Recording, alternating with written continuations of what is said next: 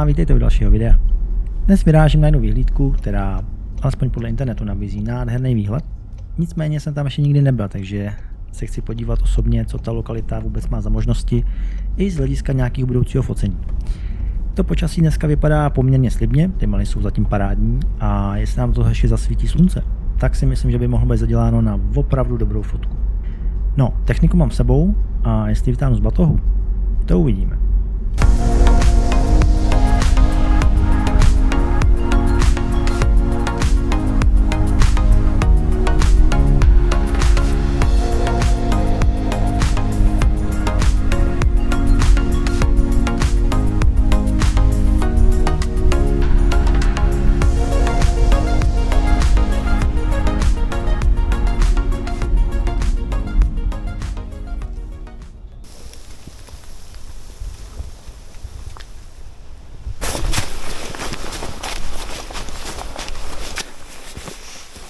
Uvidíme, co nás čeká nahoře.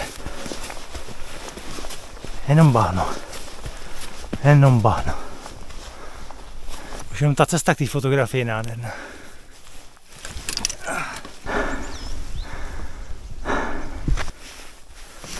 Bohužel jsem tam udělal chybu. Vložil jsem jednu zatáčku dřív. Bohužel i to mě zdrželo.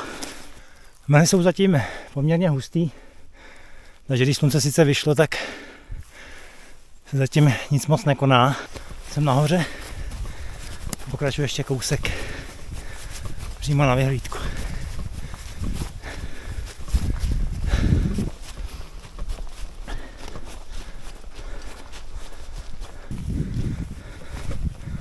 Tamto vzorem je pěkná škvíra, pěkná mezera, takže budeme mít štěstí. Tak něco cvakneme.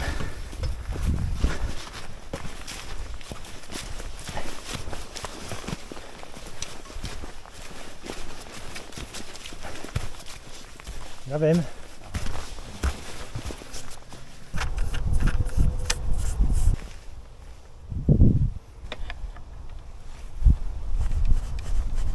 Všichni, co tu fotili, už odešli, ale já jsem ještě zůstal, protože teď to začíná být teprve zajímavý.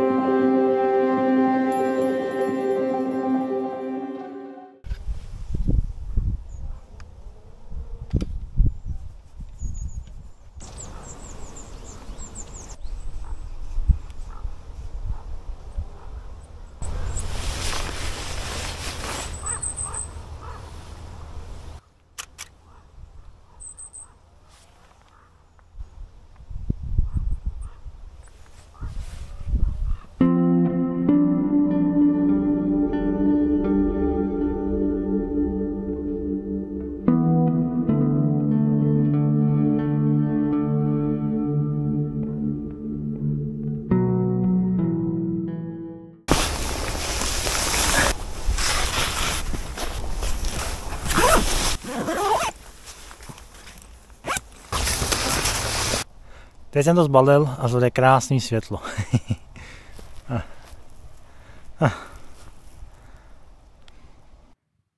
No, schválně. Co myslíte? No jasně.